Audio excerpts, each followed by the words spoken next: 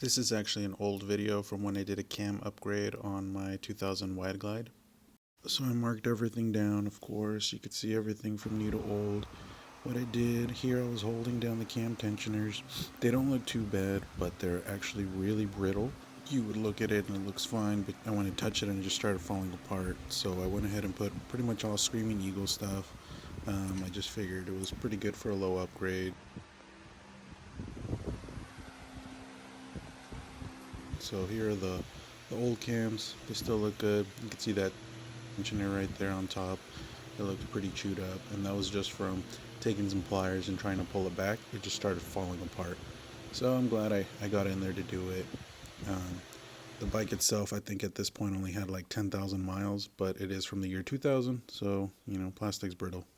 So new inner cam bearings, Timkins, and then cam bearings itself on the chest. I believe these were from fueling. I pushed in the cams. The cams themselves were S&S. Got those in, lined up, feeling good. New hydraulic tensioner in there too. Everything's lined up, everything's torqued down, ready to go.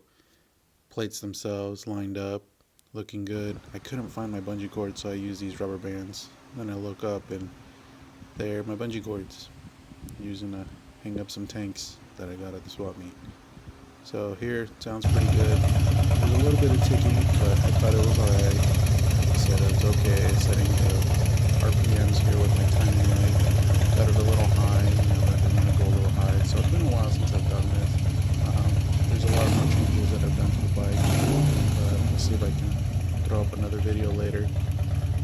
So here I rode it down the street, rode it to like a local park, took some pictures, some walk-arounds. It was looking good, feeling good. I still had the two pipes coming off of it. I noticed that it felt a little sluggish, so I went ahead and put a 2-to-1 exhaust a little bit later.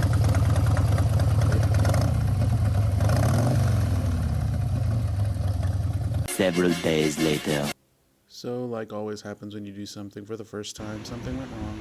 So it looks like the exhaust push rod came loose and I was left on the side of the road.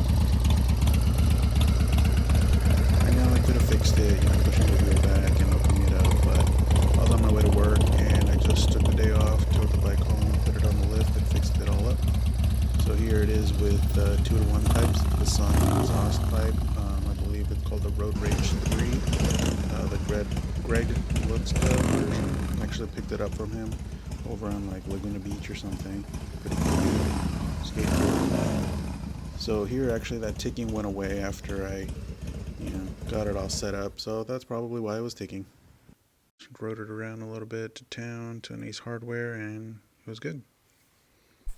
Not long after this, I took a trip out to see a friend of mine in Arizona. We hit the Grand Canyon. We went to Zion. I took a big loop through Nevada, came back to California.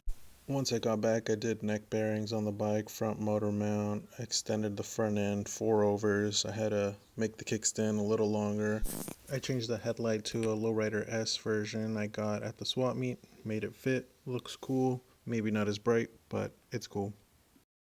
I found this cool oil pressure gauge at the swap meet and I made it fit this fueling gauge so it looks a little nicer. This will tell me my oil pressure gauge while I'm riding. I'm not the best at keeping up making these videos. A lot of life happens in between the shots.